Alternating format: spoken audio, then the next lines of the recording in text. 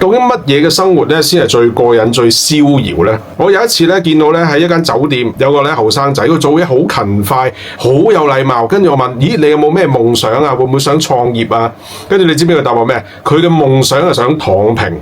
其實咧躺平咧係必須要咧經過幾個要求。你係一個低物欲嘅生活。何謂低物欲啊？唔會亂咁買嘢啦，唔會話 iPhone 出一部新你哋就走去買啦。呢啲叫低物欲生活。好啦，你就要計下究竟我一個月咧要使幾多錢咧先至夠過活咯喎？唔返工嘅，我講緊係個真躺平嘅，完全唔使做嘢嘅。究竟點樣先能夠可以維持到生活咧？咁如果你係躺平，你係同屋企人住，咁你基本上係唔使使錢嘅，老豆老母又會煮埋飯俾你食嘅，甚至有工人去 serve 你嘅，咁你個生活咪好簡單咯？你使嘅錢亦都好有限喎，係嘛？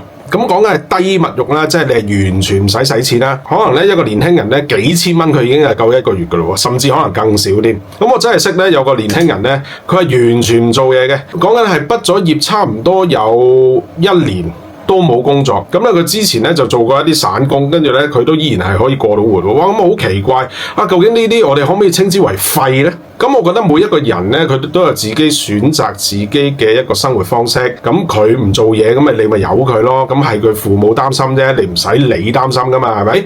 咁好啦，咁我哋呢啲成年人咧，其實咧你每一個月咧，我話俾你聽，我嘅使費咧起碼6位數。咁你呢個6位數，哇，其實你要去維持呢個6位數嘅生活咧，其實係唔容易㗎喎，係嘛？咁但係咧，一般人咧，其實就算你兩公婆加埋揾10萬，你都依然係覺得喂生活好似好困苦咁，亦都好難話喂佢低物欲啦。可能一年你去3幾次旅行，咁嗰度係起碼都使10幾萬。你結婚好啦，你兩個人生活都還好喎，生埋小朋友，你一個係使緊600萬喺香港，咁國內一樣啦，都係依然係要使好多錢啦。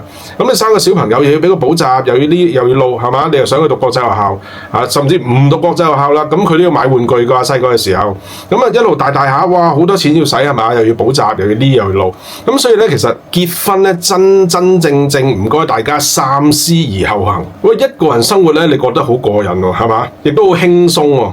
咁但係如果你講緊我3個人生活、4個人生活，可能你個重擔就好大咯喎，係嘛？我有2個小朋友，一樣係使好多錢，所以咧我真切咧嗱，可能呢啲咧就俾人禁播啦、限流啦，因為呼籲人哋咧結婚之前咧要三思而後行。好啦，我呼籲嘅就係話咧，如果係一啲年輕人，你係諗住選擇躺平嘅，咁你都做少少 freelance 啊，維持自己生計啊，係咪？咩叫做財務自由啊？其實你都得㗎，年輕人係嘛？你嘅財務自由就係話你嘅被動收入大過你嘅使費啊嘛，係咪？咁你可能你每個月使8000蚊，咁你搵1萬蚊翻嚟好未啊？